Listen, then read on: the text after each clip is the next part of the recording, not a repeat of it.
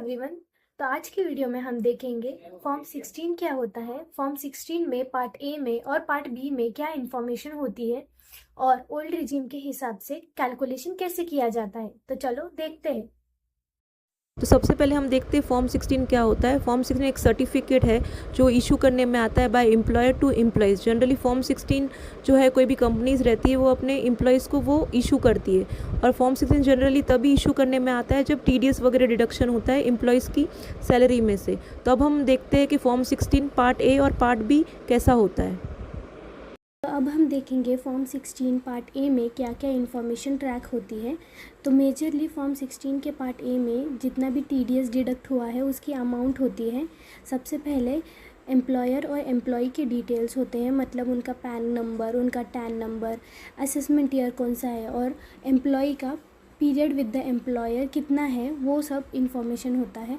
फिर उसके बाद टीडीएस अमाउंट जितनी डिडक्ट की है वो अमाउंट होती है। फिर कितनी डिपॉजिट की गई है अमाउंट वो होती है। फिर उसके बाद कुछ चालान डिटेल्स होते हैं। तो फॉर्म 16A में सारी टीडीएस की इन्फॉर्मेशन ट्रैक होती है। तो अब हम देखेंगे फॉर्म 16 पार्ट बी में क्या क्या इन्फॉर्मेशन ट्रैक होती है। तो बेसिकली इसमें सब हमारी सैलरी का बाइफर्केशन होता है। सबसे पहले ग्रॉस सैलरी होती है, फिर उसके बाद वैल्यू ऑफ परक्विजिट्स ऐड करना रहता है, मतलब हमें कंपनी से जो भी बेनिफिट्स मिले होंगे, या गैस हो या इलेक्ट्रिसिटी हो या कुछ गिफ्ट्स या वाउचर होंगे, वो इस इनकम में ऐड होता है। तो उसके बाद हमें टोटल सैलरी मिल जाती है।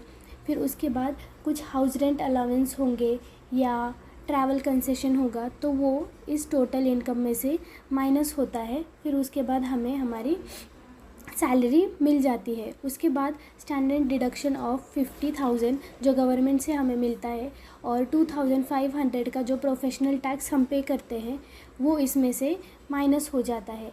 फिर उसके बाद चार्जेबल इनकम मिलती है हमें। फिर उसके बाद अगर कुछ हाउस रेंट प्रॉपर्टी की इनकम होगी या कुछ दूसरी इनकम होगी तो वो इसमें से माइनस होती है। उसके बाद अगर कुछ डिडक्शंस हमने क्लेम किए होंगे एटीसी के अंडर या एटीसीसीसी, तो वो डिडक्शंस इस सैलरी में से माइनस होके फिर हमें मिलेगी टोटल टैक्सेबल इनकम। तो टोटल टैक्सेबल इनकम के ऊपर 4% एजुकेशन सेस भी हम ऐड करके हमें नेट टैक्स पेएबल मिल जाता है। तो फॉर्म 16 के पार्ट बी में सैलरी का ये बाइफर्केशन हमें देखने मिलता है। तो जैसे हमने देखा फॉर्म 16A और बी में क्या क्या इन्फॉर्मेशन ट्रैक हो जाती है, तो अब हम आगे देखेंगे कि अगर कोई पर्सन है जिसने कंपनी स्विच की हो और उसका टैक्स कैलकुलेशन कैसे होगा, वो अब हम देखेंगे। तो किसी भी पर्सन ने ओल्ड कंपनी में 3 मंथ्स की जॉब की होगी, फॉर एग्जांपल हम लेंगे अप्रैल टू जून जॉब किया होगा और उसकी सैलरी होगी 4.5 लाख, तो उस पे जीरो टैक्स आएगा क्योंकि ओल्ड रिजिम में अप टू 5 लाख इनकम पे टैक्स फ्री होता है। जब उस पर्सन ने कंपनी स्विच की तब उसकी सैलरी 9 मंथ्स की सैलरी 15 लाख थी। न्यू कंपनी ने 15 लाख पे ही टैक्स कैलकुलेट किया, जो कि गलत है। ओल्ड कंपनी का भी टैक्स ऐड करना जरूरी होता है, जो आईटीआर फाइलिंग में इम्पोर्टेंट होता है। मतलब जब भी कोई पर्सन जॉब स्विच करता है तो दोनों कंपनीज की इनकम को मर्ज करके उस पर ही टैक्स कैलकुलेट करना होता है आईटीआर फाइलिंग के वक्त। तो चलो अब हम देखेंगे कैसे टैक्स कैलकुलेशन किया जाता है।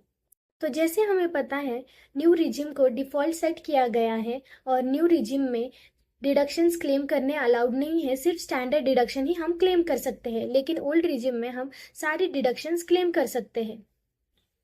तो अब हम ओल्ड रिजिम के हिसाब से टैक्स कैलकुलेशन देखते हैं। तो सबसे पहले हम एबीसी कंपनी, मतलब उस पर्सन की ओल्ड कंपनी जिसमें उसने अप्रैल टू जून में काम किया था, उसकी कैलकुलेशन देखेंगे। उधर सैलरी उसकी थी 4.5 लाख, जिस पे जीरो टैक्स आएगा ओल्ड टैक्स रिजिम के हिसाब से। उसके बाद न्यू कंपनी मतलब XYZ कंपनी में उसकी सैलरी थी 15 लाख, जिसमें उसे डिडक्शंस क्लेम करने मिले थे, जो है standard deduction of 50,000, professional tax 2,400 और एटीसी का डिडक्शन 1,50,000। ये सब डिडक्शन सैलरी से माइनस करने के बाद नेट सैलरी आती है, जो है 12,97,600, जिस पे टैक्स कैलकुलेशन करने के बाद हमारा टोटल पेएबल टैक्स आएगा 2,09,851.2। फिर अब हम देखेंगे कि उस पर्सन की ओल्ड कंपनी और न्यू कंपनी के दोनों की मर्ज करके जो सैलरी होती है उस पर टैक्स कैलकुलेशन कैसे होता है।